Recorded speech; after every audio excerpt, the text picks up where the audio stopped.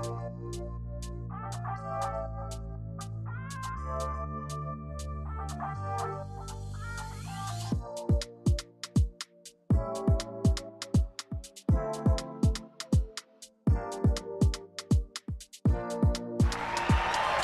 to She's Not Trendy, where our mission is to provoke thought around our environment and social issues and circumstances, all while deliberately rocking our inner life. I'm your host, Tiara. I'm Tanya. I'm Slim. I'm Shanika. I'm Kimber. And as always, we're going to start our show with a deal breaker. Okay, so this is something that people find a lot of controversy with. All right, so you are talking to somebody. Okay. Y'all are vibing really well. You really like that person. And then you decide to go out on a date. Mm-hmm. This is your first date, okay? And you're having a really good date. And at the end of the date, the person says, listen, I really, really enjoyed the date. I really like you, but I'm going to tell you up front. Once we get in a relationship, if I can't have access to your phone, there's no need to take this any further. Would that be a deal breaker?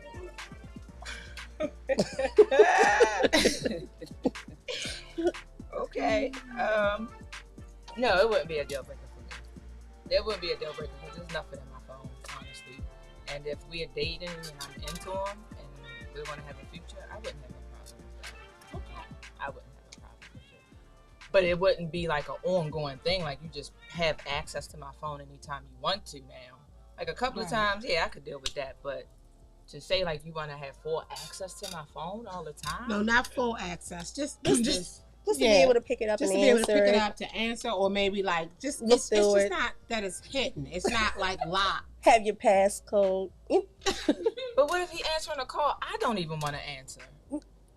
Well, he's not answering your phone. Okay. He doesn't have to answer your phone. If you have full access, then wouldn't that mean that he can answer it then? I think I was thinking more typically like not full, not like controlling your phone, but more so just having access to it. So it's not like, why are you touching my phone? Why you got my phone? Mm-hmm. It's nothing like that. Okay. How do you feel about that, Tanya?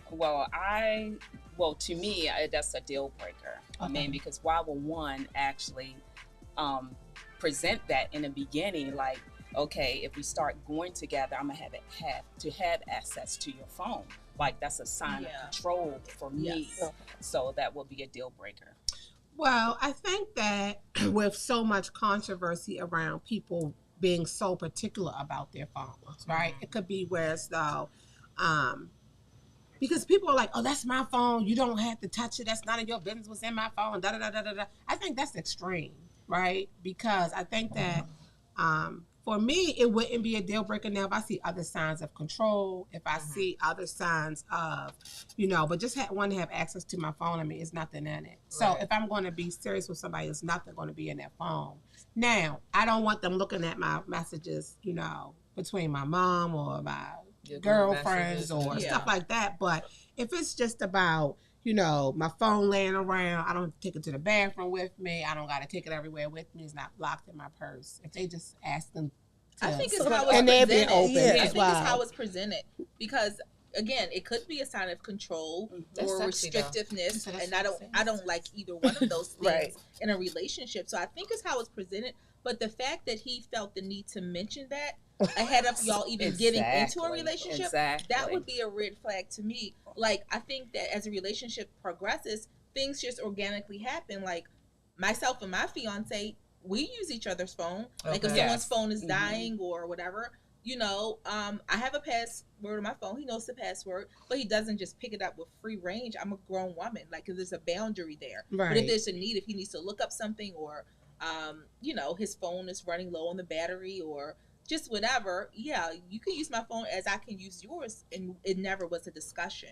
So would it be a discussion? Because here's the thing, right? So, I don't see it as a red flag, and I'm gonna tell you why. Because a person could have had bad experience, they could have been cheated on, they could have felt like, they could feel like they're just as open with their phone as they want you to be with their, it's not to say, give me your phone, I want to look through your phone. It's but the red flag then would be that he has not gotten over it. Like, so if he has went through all these things, now you're taking that baggage into a relationship with me. So that is a red flag. And so you're for telling me, this before you even get into a relationship with he me. said it's no need to go further.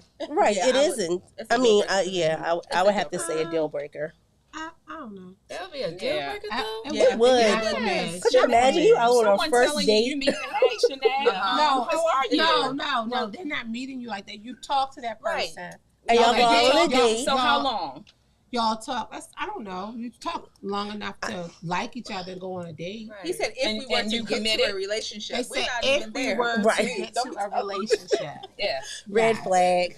Red He's flag. laying it out there on the table. You gotta respect that. He's saying like, this is what it is. Right. They're not telling you this a deal breaker. Right. That's what I'm so a deal breaker. The grand scheme of a relationship. I'm with Kim. Yeah. Like, why should that be disclosed at this time? Yeah. Because naturally it's going to happen anyway. Because what do you it may have not to hide? naturally happen anyway. A lot of people, listen, they are married and people cannot touch their phone. But T, well, then that's a suspect.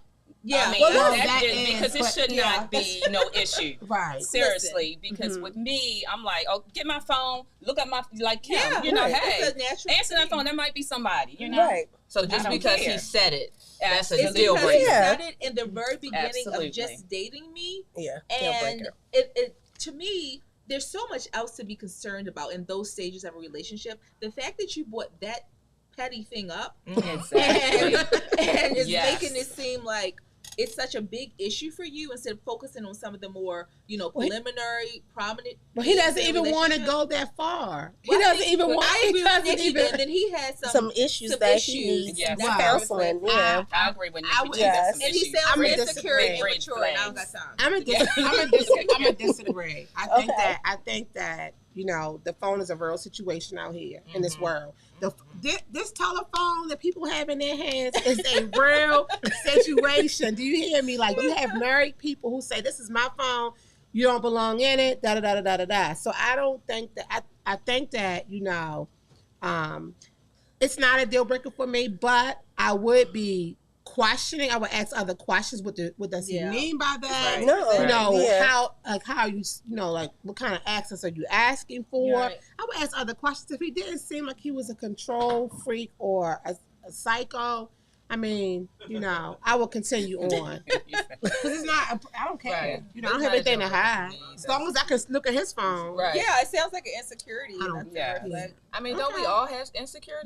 We do, but you're not going to bring them to early and in a certain way. Like, let's finish getting to know each other. He's been you didn't even commit before we got to that point. If we get that far, like. It make me want to put my phone away and hide. Like, where's my phone now? Like, okay, so it's a deal breaker for you three ladies, and that's for Sinead and I. Okay, as usual. All right, I'm rolling with it. I think that's sexy to me. What's sexy? What's sexy about it? I like that. I like that. For somebody to say, listen, if we going to do this, then I'm gonna have to have access to your phone. I think that's sexy. I like it. So what did he say? No access to his phone. Oh no! Now, that's another story. That's yours. Yeah, no. If I can't have access to his phone, that's a whole different topic. Yeah, that's a whole different topic. And then it's make me feel like, well, do you not trust me? Exactly. Yeah, like I don't know so many. I think you read too much into that. Exactly. He shouldn't be presenting that. Yes. He shouldn't be presenting. I think y'all. That could be a trigger for me too. Right. Wait a minute, hold up. Y'all reading too much into this. You know what I'm saying? I think y'all are going too far. We expanded upon what you gave us. The brother has trust issues. I don't know if he has trust issues. Something. Listen, I don't know if he has. He's been cheating on. Yes. T. He decided, listen, this is what it's going to be. Either you roll and it or I'm you letting not. him know, grown man, you should be concerned about other things in this relationship. So Nikki, Cam, and Tanya are gone. Out of here. I'm gone. All right. Okay. Kim said, peace. Bye-bye. Well, that brings us to our topic. Okay. And our topic today is discussing our perception on the dynamics of men and women in our community and relationships. Okay. And what do you think this dynamic is? I think the scales of everything is unbalanced. I feel like it's a war against love between man and women, and I don't know how to solve for it other than prayer, but I do think it's off though. Mm-hmm. Yeah, definitely agree with that. What about you, Tanya? It depends. I do agree with Shanae. It is imbalance. But let me see. With that, I don't know. Pass with me right now. So let me just give a little, your statistics. Well, I'm not going to break it down exactly, but and the white women, Hispanic women are more likely to get married at a younger age than black women, right? And not only that, but our children having a 2-parent household is like only 1/3 versus Hispanics, which is about 60%, and whites, which is about 79%. So there is a different dynamic. I don't know if the dynamic is, something culturally that we just don't understand. Is the dynamic something that, I know a lot of different factors play into the dynamic. Yes. We know with welfare and all of those things that played into it, but we also have to take a look that I can't be the only thing, right? Because white people consisted of people on welfare as the same, right? And so they're still getting married. They're still, you see them in couples a lot more. And yesterday I was in a predominantly white place. I'm not gonna say the name of the place. And as I looked around, I was like, you know what? These, it was mostly, whites. Right? And as I looked around, I saw like people just together, like young people and older people. I mean, the wife was fat, the husband was fat, like everybody was. No, I'm not trying to be funny. I'm just being serious. I'm just saying, like, everybody wasn't lookers. Like people, everybody looked equally yoked. Everybody looked like, you know what? I know I'm in this over here. I'm gonna get with somebody over here, and we happy, and we have our children, and we're out. And when I look at us, there, I see the same thing I always see. I see either the women with the children, or I did see a couple of fathers that were with their children, but there was no woman, and I guess they was taking their child out. But I even said to my daughter, I said, look, they're equally yoked. They are in a relationship and they value marriage and relationships and they value building. Right. And so I have a lot of thoughts, but I want to give Kim and Nikki an opportunity to. I think it's true. She's right. There's an imbalance, right? I think the imbalance is multi-leveled. I think it starts from spirituality and on down to what we've previously discussed was by design of where we live. It was planned and plotted on to dismantle the Black family, and there has been some success to that, unfortunately, and we're not working hard enough to heal that, to fix that, right? So I do agree that it is an imbalance. How to fix it, I'm not quite sure, but I can see it. It's very identifiable. But yeah, it's multi-leveled, so that's why it's so prevalent. Nikki, you want to say something? I mean, when you was talking about equally yoked, it just automatically makes me think that a lot of times, I'm not speaking for all Black women, but a lot of times we want the cream of the crop. So even though we may be fat or fluffy or, out of shape, but we don't want our man to be that. We hold ourselves into like, hey, we deserve more. And I think, like Kim was saying, that it was the government that came in and they made women feel as though that they have the power, they have the control. They gave us homes and food stamps and money and then had to keep the Black man away from the house. And so then we came into feeling that we're empowered and we no longer need the man for anything. And so now we need to get back. I think when we get older, then we come to realize that we have been what's the word, bamboozled. Right, yes. And so now we really do need the man in the home. Now we're getting older and and so it's like, hey, listen, what happened to the man. But also I feel as though that we think also as Black women that we're young and we're going to date and we're going to do this and we're going to have fun and, you know, all these things, and we're just going to just wait until we get this perfect man. And it's a fantasy that I think that we create in our head, where we should be looking for someone again to actually just to build with. Like, hey, listen, if you have the same moral value that I have, and we really look at each other in love, why can't we just get together and to build? Why do you have to be, you know, if I'm, yeah, I mean, so I'm gonna stop there, but that's how I feel. I definitely agree with what everyone said. I agree that it was purposely done to dismantle, but I also think that that can't be the only thing, because again, you know, the stereotype again is that it's Black people on social services, right? But it's more white people on social services, right? True. And you still see them still marrying, and they're still marrying, like they use the system, and that man, even if he was, you know, not allowed in the household years ago, they still have the same value of getting married. Now, here's the thing that I think the other thing is the media, right?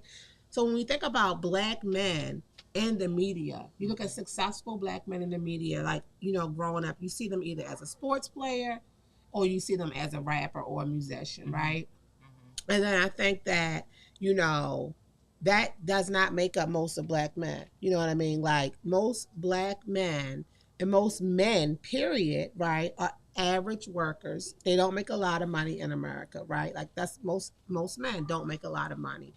And so I think that like Black men are trying to attain to a certain social economic status, right? Looking at television, looking at the media, looking at successful Black men, right? And then Black women are looking at that and seeing what's being showered to those women, you know, that are dealing with, you know, rappers and musicians or whatever. And they think that, okay, this is, you know, like this is a value that this man has to have this amount of money, or he has to be able to provide these certain things. So I think like what Nikki said, she hit a key point, like if you have the same moral values.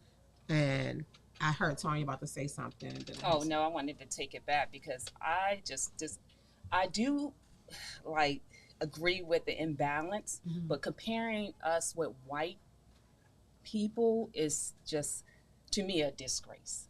Okay. And I'm only saying this because even though we look at it equally yoked, are they really equally yoked?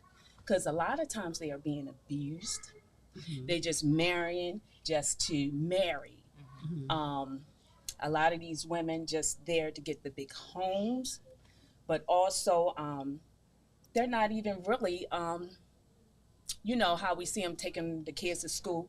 The values we hold with our children, we doing the most, actually. The white women are not. I don't think it's equally yoked. Okay. You mean you don't think that they're equally yoked in their relationships? Yes. When you stated to me, you went to the market or... I went to a place. An event. Okay. And you said you see two or a couple, they all fat. Okay. No, I'm not saying they all fat. What I was saying is that... their looks were balanced. Yes. One was right. But a lot of times, that's not true. That's just not true, because a lot of these women are being abused. And a lot of white women are coming out of their shell speaking on this. They are being suppressed, not being educated. It's a lot of things going on with them. Yeah, it's definitely multiple reasons. Right. Yeah, and for us to compare, I don't agree with that. I'm comparing the marriage rate. I'm comparing the marriage rate, and I'm saying that they are holding. Why compare them when they not even, the man is not upholding that value of marriage? Oh, okay. What you mean? Okay. What man? The white man. Cheating. Right? And so abusing, yes, you're cheating, you're abusing, and just these white men love Black women, you know? They do. And they have this woman at home, and they're looking at the Black women, you know? That could be a scenario. I'm telling you, is a scenario. It's imbalanced, but at the same time, don't compare us with that culture that is not. The reason why I'm comparing is because that is true in a lot of relationships, whether they're Black, white, or Hispanic, right? A lot of women are being abused, But I'm just saying that they are valuing marriage. And I think that the key thing that our people forget, that marriage builds wealth. Wait a minute for a second. Okay. Marriage builds wealth. So if you don't have a whole lot, because here's the thing, more black men who make more, they are getting married at a higher rate, right? Mm-hmm. They are. But the black men who are not making a lot, they're still having babies. People mm-hmm. are still laying down with them. They're still having children, right? And so it causes more impoverishment over and over again, right? And I think that the big key to it is they understand that marriage and building together builds wealth. And when those white women, even if they leave after they've been there for 10 years and they're leaving a husband, they're leaving a house, they're leaving something of, they still have something to take with them. Wait, what I'm saying, even if those women are leaving the women. Okay. Even if the women decide, I don't want to be abused anymore, I don't want to, whatever the situation is, they have built something. So if you have two people who have a GED, I'm just going to say the lowest level of education, they have a GED. First of all, their earning power on education is far better than ours, right? So they can have a high school diploma and earn what we earn with a bachelor's degree, right? But that's a small percentage of white women, Tierra. But this is what I'm saying. Even if that person is working at Wendy's and their boyfriend is working at Wendy's, okay, and they're only making $30,000 an hour now, because now people are making about $15 an hour, okay? So if that's $60,000, that's $60,000 a year, which is not a whole lot of money, but that's enough money to live a pretty decent life, right? We are looking at our black women are looking at our black men who are working at Wendy's, and we're calling them bums. We're saying that they don't have anything. And guess what? I'm not looking at that. I know you may not be, but a lot of our black women are looking at those black men that are working at Wendy's that are doing just what other Hispanics and whites and other races are doing, and we're calling them bums. We're saying we don't want them, girl. He work at Wendy's. He's this and he's that. He could be he could grow into something more. And right? I do agree. And which they do. They do. But the problem is that that's not the overall voice in society. So when I'm comparing, I'm saying that these little girls that's working at Wendy's and they're white and Hispanic, they're having babies, they're marrying. They are marrying those other white guys and Hispanic guys that are working in the same educational level as them. They're not looking and saying, well, girl, he work at Wendy's, I don't want him. They are making families and building with these people. And how are they building? Because once they do get them, they sitting at home and not doing anything. They don't even raise the kids like we raise ours. Well, that's an opinion, right? To say they don't raise the kids like we raise. That's an opinion. That is an opinion, because some of us don't raise our kids properly either, right? But if they're raised on love, but if they're raised, like we look at it again, is that we need to raise our kids to, go to college and to do these things. But what happens to what is love when they're being abused? Right. And they're not, but not all white women majority. Yes, they are, Tierra. What type of abuse do you think that they're, at the hands of when they get married? Physically, all kinds of abuse. Well, black women too. Hispanics too. Yeah. Yes. And as black women, do we not sometimes, I was guilty of this as well, verbally abusing, maybe our men. But we don't stay there. They stay there. Well, they stay there because I think, back in the day, that was a value marriage. I took this as, I took a vow. I took this as a commitment, and through thick and thin, and meant more. And they're poor, and they may feel financially trapped in that situation. But we're going to come right back after this. I just wanted to make a comment. Okay. I agree with Tierra because of the statistics, right? The statistics show, first of all, we was plotted on. Right? So our families was dismantled. The other cultures, not just white people, everybody but us, the people that was plotted on, they respected family. Yeah. So being that they respected family, they said, okay, we're going to get married at 23 because of the fact is we know family is important. They told, during the feminist movie, they told the black woman, hey girl, just get your education. Don't worry about your man, blah, blah, blah, blah. If she talked mouthy to her man, go ahead, girl, yay. But behind the closed doors, she wasn't talking like that to her man.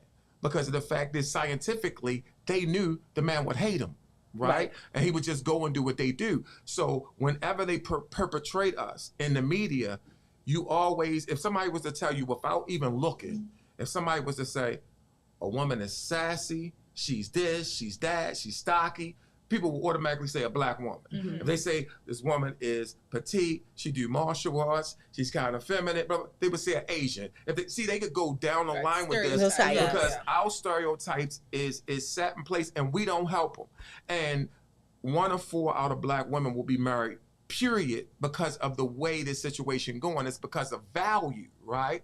The value is going down because what men value is not what she's being shown through media. So she's being shown through media that men value this. Men value her having money. Men don't give a darn about your money. Mm-hmm. Men value you have an education. They don't give a darn about your education. So being it, she thinks he values something that he does not value.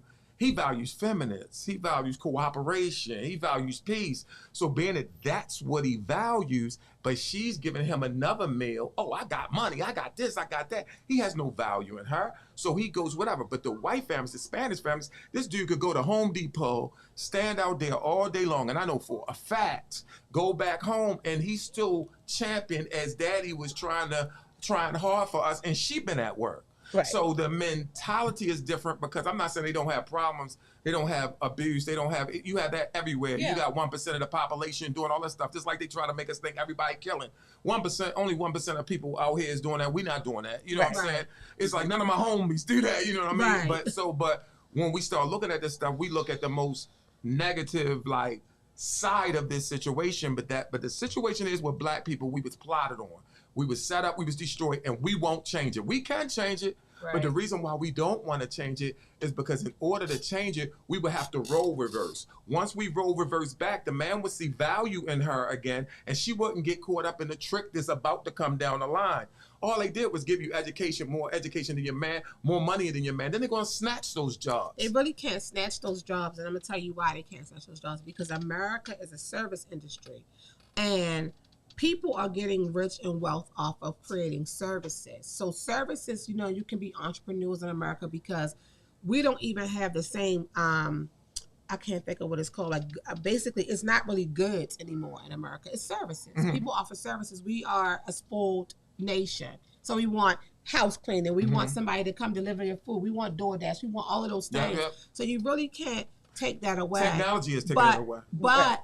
But the thing is, people who can deliver and build off of technology and, still provide services, people will pay for that. People will pay for you to come and clean their bathroom because they don't want to clean it anymore, right? So there's always going to be a service you can offer somebody. The thing is, I feel like we have to be honest with ourselves. Most little children, they want a mother and a father. Yeah. Most little children want to be married when they get older. Most little children, not all of them, right? Depends on the situation they see at home. But most little children do. Most men, they want a woman to love them. And most women want a man to love them. But the problem is, that's not what society is telling them what's in right now in our community. Right. In our community, they're no longer looking at that as being something that you do. They're looking at it like, okay, well, the hoes and this and all of that kind of stuff like that. And I think that there has to be a truthful conversation about what people really want, what they really want. And I think that if they get down to what they really want out of life and they're not driven by fear of rejection, by fear of, saying, I don't make a whole lot of whatever. I think that we have to, as women and as black women, we have to really set the bar again and let black men know how they're valued. And it's not just financial gain. I'm not saying that a man should not make money. That's not what I'm saying. Yeah, I think the value system is just really screwed up. It's really screwed up. I think that's a lot of it. I think that, people don't value things the same as they did, 30, 40, 50, 60 years ago. Right. And you're right, Tiara. I think that we live in a society where this is what I want and I want it now. Right. You can go on Amazon, get whatever you're purchasing in 2 days. The same thing with relationships. Right. You can go on the sites. I'm not going to mention names, but you can go on the sites. I'm only playing. Scroll up and down and pick your person, like you're picking your shirt or your shoes or your groceries off of line. And it's like you have all this plethora of options to choose from that is taken away from you focusing on really getting to know someone, you know, from ground up. Right. You know, and so that's why I was saying that it's multi-leveled.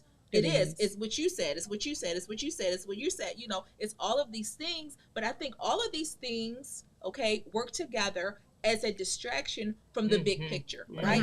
The big picture is that the enemy has a purpose. Yes. His purpose is to disrupt the will of God in our lives, right? And those things that's distracting us is just working to his benefit to help do that. Right. So when we get away from the family in church, the family praying together, the family, you know, coming together in that way, it just makes it easier for all of these plots, all of these things to go forward. It does. This is my theory. Back in the 80s and the 90s with the heroin epidemic, I think that prior to that, there was already putting us man against woman as a Black community. So when the 80s and the 90s came with the heroin epidemic, that broke families up, right? And I think what that did, this is my personal opinion, it took the men away. So now in today's time, we don't have those alpha males as like how we they did weren't back shown then. how to be that. Right. So for me, I was raised by alpha male. So my natural response to life is more what I saw growing up. And guys can take that like you're trying to be a man. It's like, no, I'm not. This is what a good man raised me, right? So when you look out in a dating game as a single woman, it's just like, okay, you know, I want you to be a leader. I want you to be this. I want you to be that because I saw that growing up. And the scales are totally unbalanced. So I'm looked at like, oh, you're trying to be the man. It's like, no, I was raised to be this way. You know what I'm saying? And I can't help that. But I feel as though in today's time, the scales are way off balance. There's a war between man and woman. And I don't have the answer for that. But what I just said was just based off my observation and my personal experience myself. So. We're going to come right back to our topic after this break.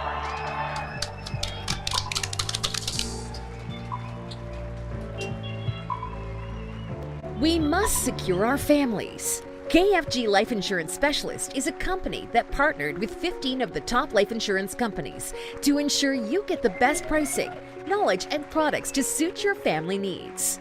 Some people believe that term insurance is better than whole life insurance, while others feel the complete opposite. Some may feel like universal life is the way to go, and others may feel it's better to have a whole life policy. The truth is, neither of the products are better. One just may be more suitable for your family. Our life insurance specialists are not biased, as they are partnered with several life insurance companies. This ensures our clients get the best pricing education and products that are suitable for their families. Let KFG Life Insurance Specialist make these decisions easier for you and your family. Our office is located at Security Square Mall, next to Burlington, in the Coyoteman Show Network. Please call to make an appointment at 443-400-5224 or go to www.lifeinsurancespecialist.org. That's www.lifeinsurancespecialist.org. Let KFG Life Insurance Specialist help you prepare your family in the present because the future is not promised. Act now.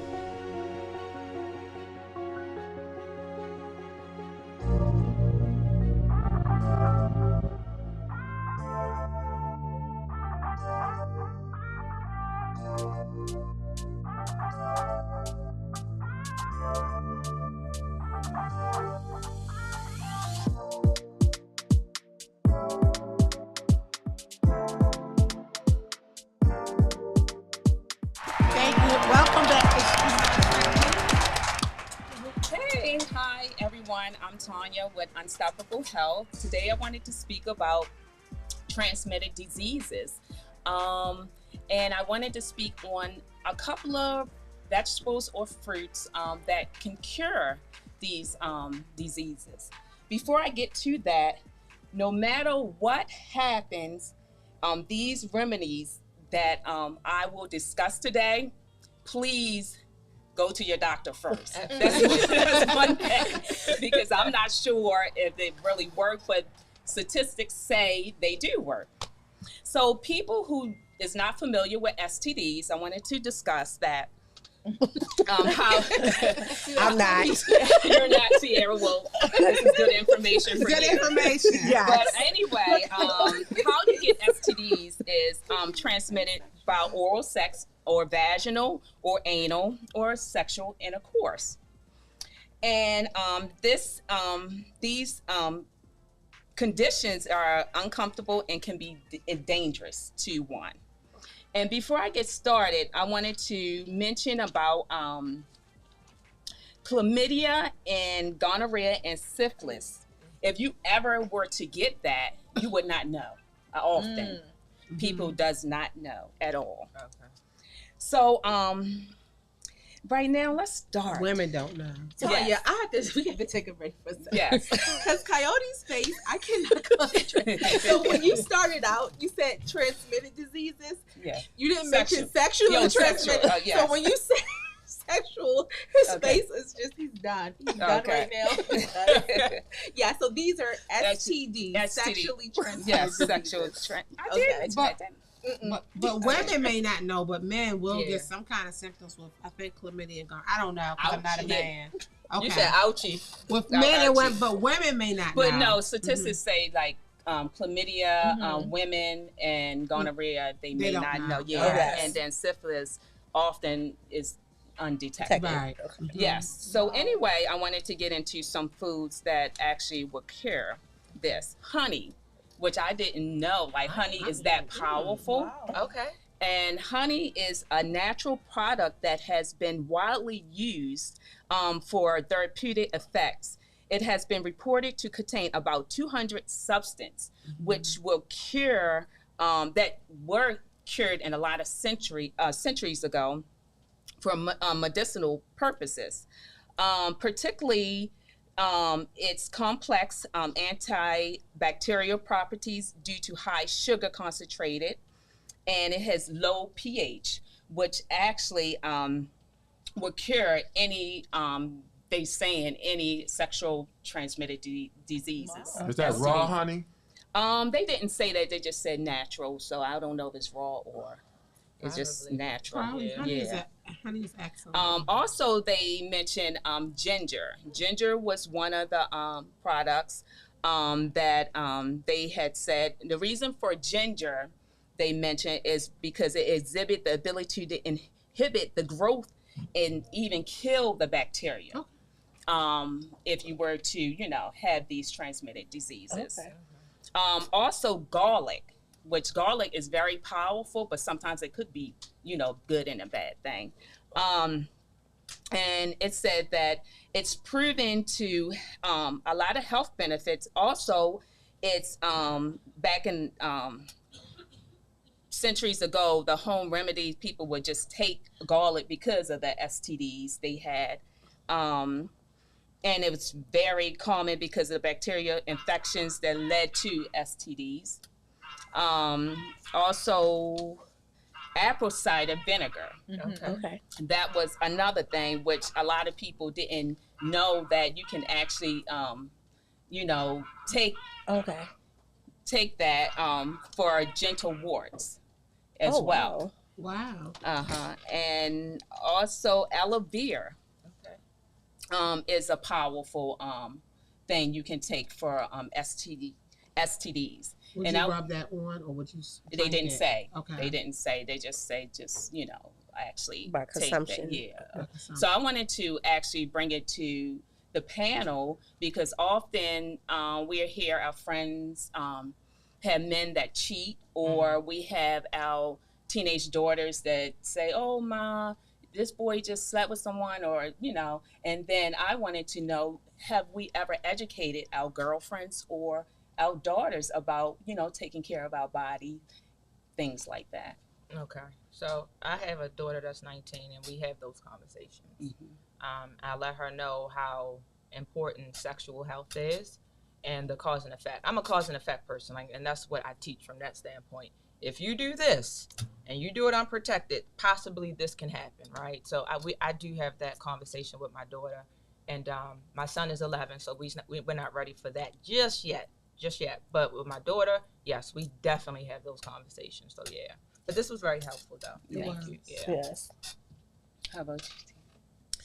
Well, yes, those are conversations that I have had.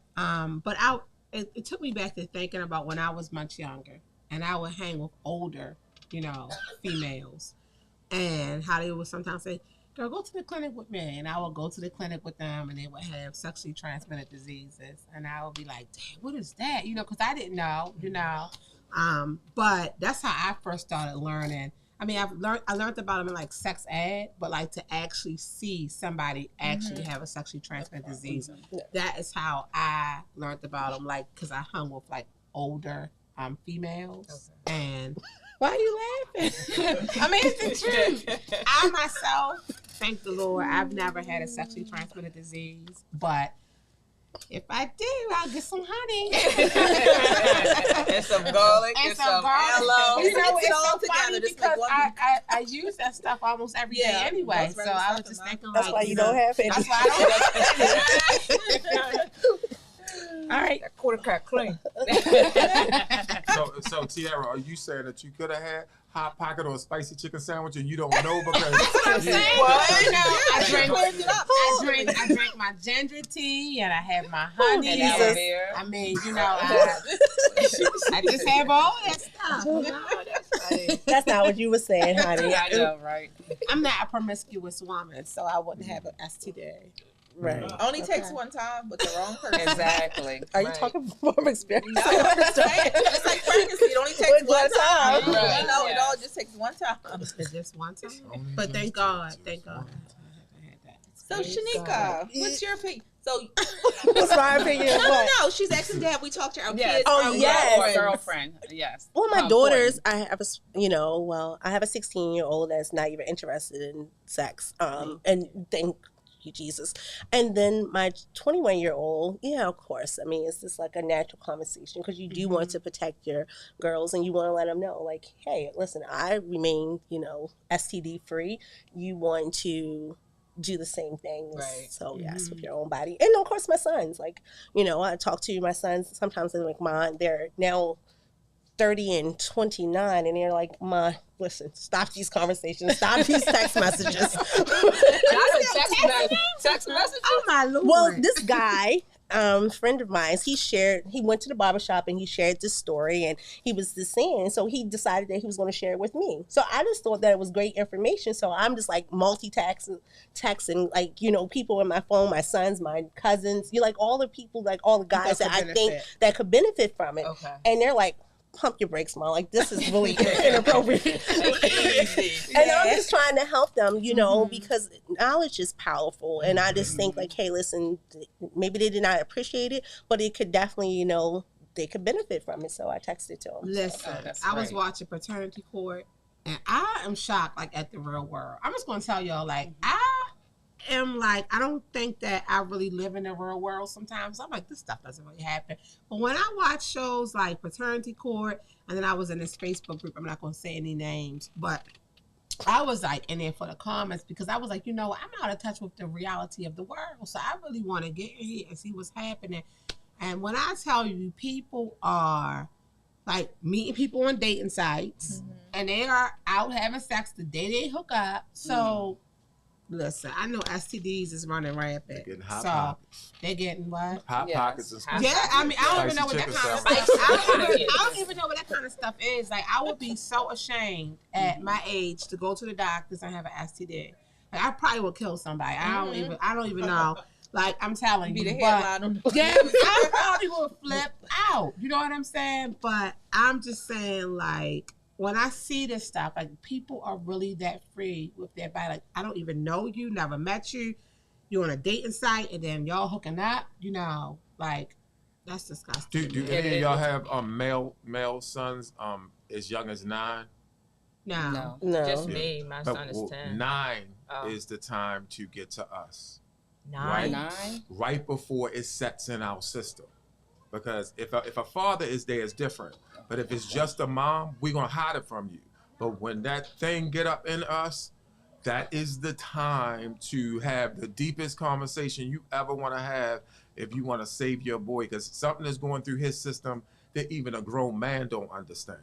I experienced that as well. Like, my youngest son, God, I miss him. But yes, yeah. He would have the most open conversations. Like, I just remember even the first time he even had sex, he comes upstairs and I'm sleeping in bed and it's like 2:00 in the morning and he knocks on the door and then I says, come on in. And he sits in the chair and I'm sitting up in the bed like, this must be really important. And he's just like, Ma, I did something today. And I'm like, boy. Oh, wow. So, yes, but, yeah, so. He just having openly told you. He's openly, my children and us have the most open relationships. And so, yes, even when he was young, like when I would see kids, like, you know, running around, like I think, you know, said like at 9, like it starts at a young age. Like the sticky underwear. Yeah, like, or I remember, I hate to say it too, like the kids were outside playing one day and he was in the basement. Nikki having a phone. He was in the basement going what? We're about to get a phone call. We're about to get a phone call. Okay, Nikki, get your stuff together. We know he was in the basement. He was in the basement. I know she's really having a phone. And I'm laughing because it's just a memory. Like he's no longer here with me, so he's not going to kill me. But most definitely, but just for my daughter to see him and come upstairs. Oh, your daughter called him. Called her brother in action because they were being nosy in the basement. So we're having that conversation with her on top of having the conversation with him. Like it was that was a mess. I'd be like, go to bed. Yeah. Everybody just go to bed. No, right. But we're going to talk about this tomorrow. I got we're going to talk about it now. So, you know, so at the time it's like, yes. Lord. So to have those open, you know, relationship and conversations with her, I know it was a little off topic and kind of got goofy, but it's just a memory that, you know, just came into my head. So, that was yes. Yeah. But talk to your children, you know, as early. I don't say be their friend, but be their friend. Like let them know that it's okay for them to come to you and to have and safe space, and that you're not going to hold anything against them, and talk to them about sex, talk to them about the education of, and what I used to pray, because I had children at a young age, was that my children would not do the same. So I thought that it was really important to talk to them and to tell them the reason why, like, you know, so. Has your underwear stuck to you yet? That's the first question at 9 years old. Well, he actually came home and told my father that his underwear rises at school when he looks at Mrs. She looks at a teacher. Yes. So that's when the conversation started. So, oh my goodness, that's too funny. My father was a whole nother character. We're not even gonna go there, but okay. Yes. All right. Well, we're gonna move on to Slim. What's the word? Okay. This segment is brought to you by The Word with Slim. Of course, I'm Slim. You can be sure to follow me on social media on IG at Slim Goody with the IE_MVP1. I got some news for y'all. Y'all want to hear? Yes. Okay. So, basketball star Brittany Griner lawyers filed an appeal against her drug smuggling conviction in Russia. If you guys don't know who Brittany Griner is, she is a basketball player for the WNBA. Was traveling back and forth numerous of times from the United States to Russia. And this one particular time she traveled, she was caught with a marijuana pen, got caught, convicted, and sentenced to 9 years in jail. So her lawyers filed an appeal against that, and President Joe Biden said that this is unacceptable, and he ordered Russia to release her immediately, and said that his administration is going to work really hard to get her, to return her home back to her loved ones and her friends. So we're hoping that, you know, in due time that she'll be home back with her loved ones and friends. So, yeah. So prayers up for you, Brittany Griner. Our next topic, 5,700 cases of Capri Suns was contaminated with cleaning solution. I'm a football mom. Shout out to the Pikesville football 10U team.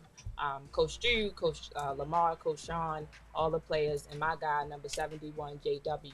But as a football mom, I bring those juice pouches to the field. So you might want to just chill out from that if you have a child that plays sports or just a parent period. So I just thought that was very informative for everyone to know. So since 2000 January of 2021, the Baltimore City public school system has invested nearly $1 million into the yoga programs. I'm not a person that, I don't agree with yoga at all as a Christian, and definitely not dumping $1 million into, the yoga programs, because with all the controversy around Baltimore City public schools, like that money could have went towards academics, right? So thought that was very interesting to know. Our next topic, HBCU. I thought this was pretty dope. Howard University. They landed a 20-year athletic partnership with the Jordan brand. So all their sports paraphernalia is going to have that logo on there. I thought that was pretty dope, right? Yeah.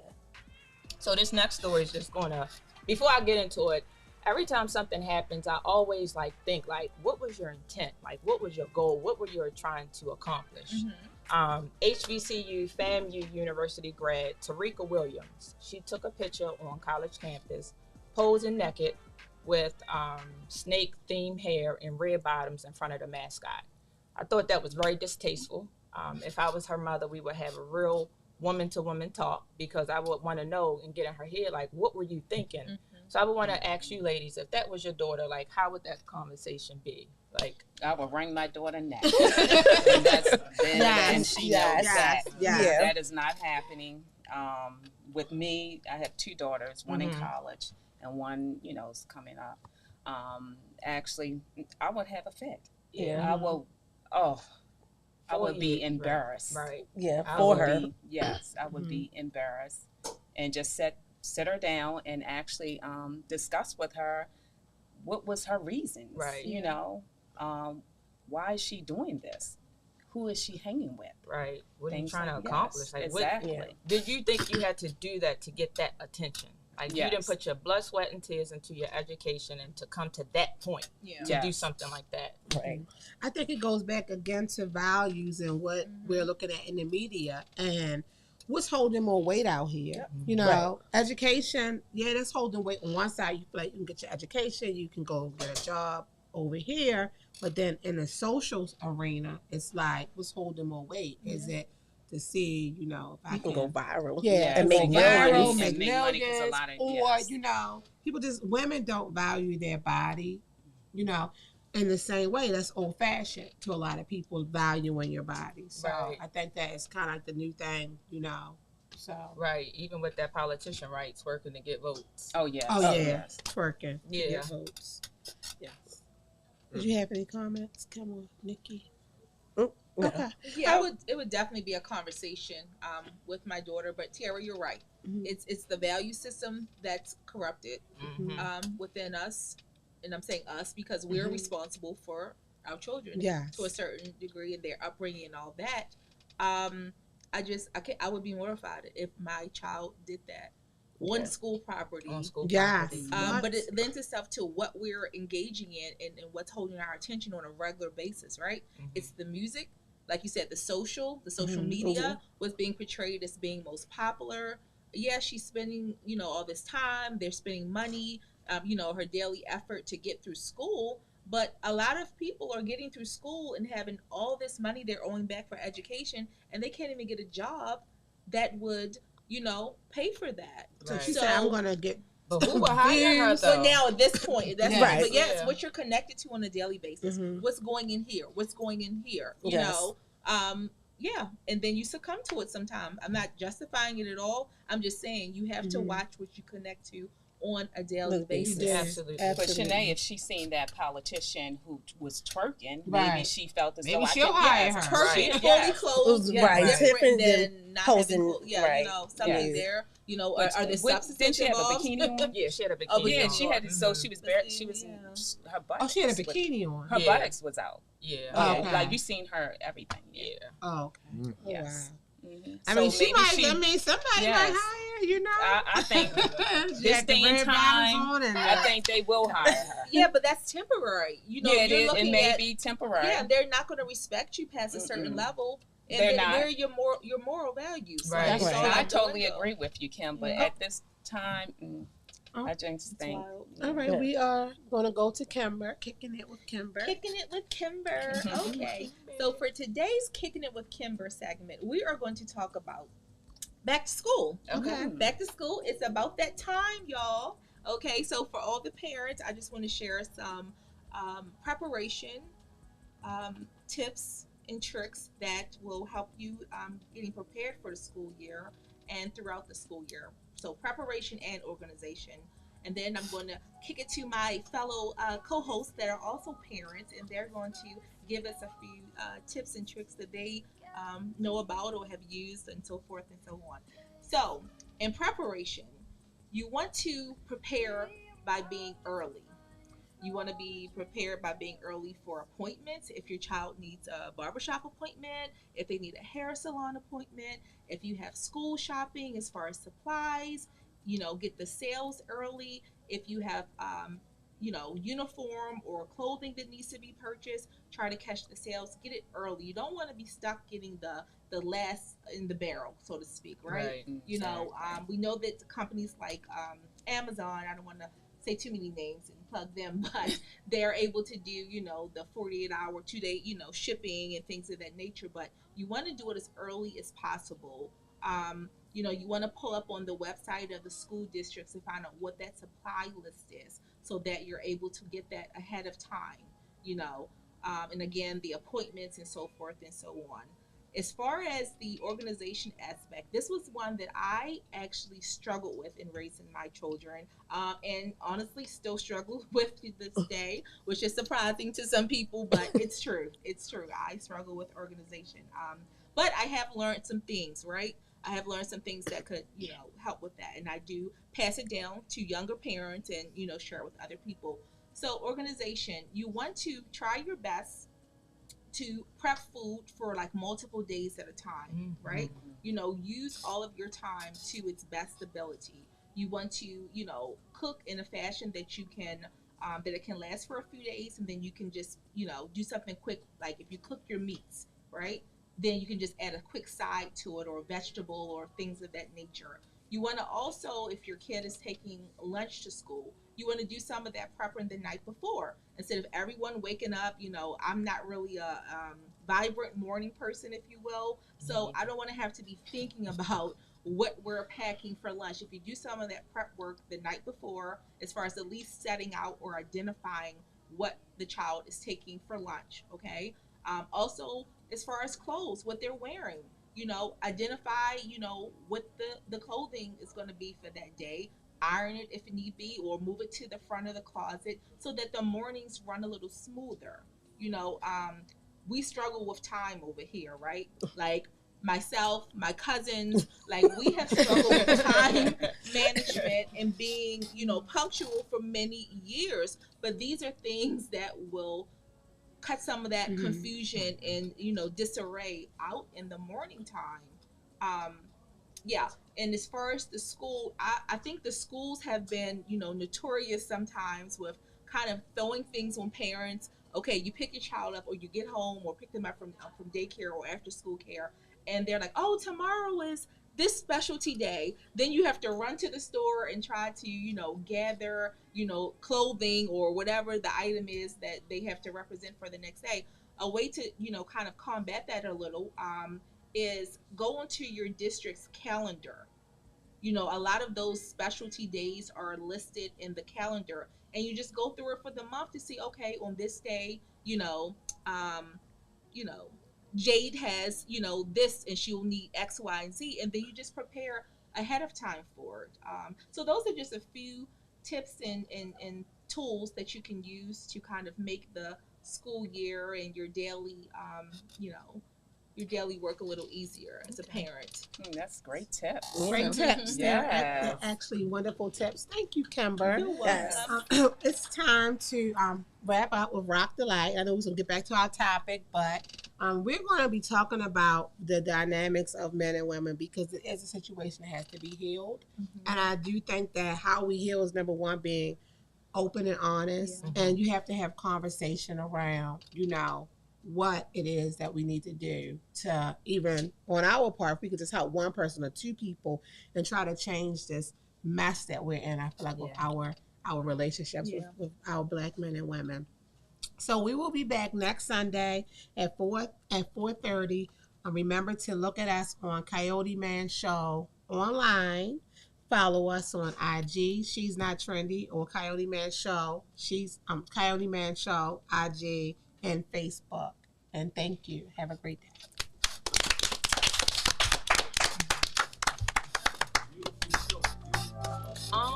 Thank you. We need an hour and a half. Yes. I thought I said that. In the beginning, you were saying transmitted diseases. I did. This is after hours and she's not trending. This is what they do when the show is over, when at least they think the show is over. The show is not over. Listen. The show is not over. You up here. So wait, Kim, I'm trying to get. Yeah. This is after also. Oh no, we thought the show was over. So Kim, you guys said okay. I thought I said show trans. But when you introduced it, I just said transmitted disease.